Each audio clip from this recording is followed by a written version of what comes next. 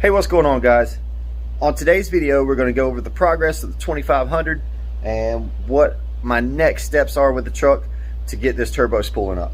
All right, I'm gonna go ahead and flip you around so I can show you the truck and tell you where we're at. All right, so as you can see, I have ran the sheet metal intake manifold. Now this is a high ram. It's just like the high ram sheet metal intake manifold you get Holly Sniper, the Jegs, or the Summit brand. They're all pretty much the same, just different branding on them. Now, I ran into a little issue with this one because I am running the factory drive-by-wire throttle body.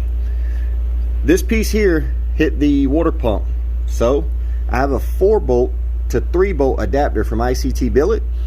Now, with it being a 4-bolt to 3-bolt adapter, I was able to rotate the adapter 180 degrees, putting the electric servos on this side.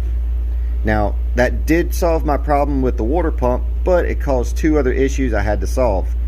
First issue, it put the plug in over here, so that means the wires that ran down that loom and to the actuator on this side had to be swapped over here, and it would not reach. Not a big deal.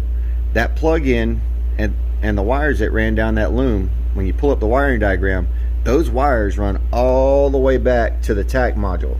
So that means they follow this loom and then the main harness back through here to the tack module.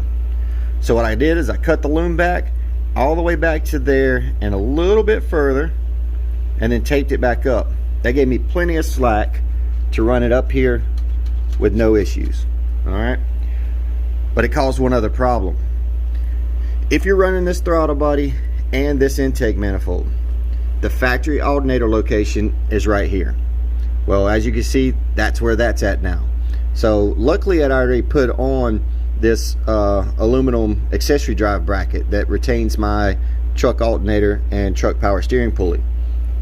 Now the thing about this is I will be upgrading this bracket later to a nicer brand bracket. It's not that there's anything wrong with it, but I have noticed the difference between these cheaper brackets and, let's say, my LS7 accessory drive bracket that I got for that whole setup was through ICT Billet, and this one isn't. The one I got through ICT Billet was thicker here, and I'm thinking that's for flexion, so it doesn't flex and move as much, but it was thicker through here and had step downs where these bolts go. Same here and here, but the body of the bracket was a lot thicker, and the finish is a lot nicer. So one day here soon, I would like to go ahead and update this bracket to a nicer, thicker bracket with a better finish. No big deal, because I also want to do something about this throttle body and that ugly water pump. What else did we get done? Oh, well, as you can see, the turbo and the trick turbos manifold is bolted on, along with the VS Racing wastegate. I don't have the downpipe in yet, but I do already have it built. It's something we had done when we originally fabbed this turbo kit up. I got to get that wastegate pipe ran. It's going to go down here and out the bumper, and I got to get the intercooler in, which is air to water. That's going to be sitting right here. I do have my coil brackets. They are the coil packs and coil brackets are sitting over there. Got to get those on. Fuel system's got to go in. Fuel pressure regulator. Lots of stuff to do. And it's Tuesday. I would like to get this stuff done by Friday evening and fire this truck up Saturday morning. I do have a regular job, so this is something I'm trying to do in the evenings. And hopefully I got enough time to get it all done.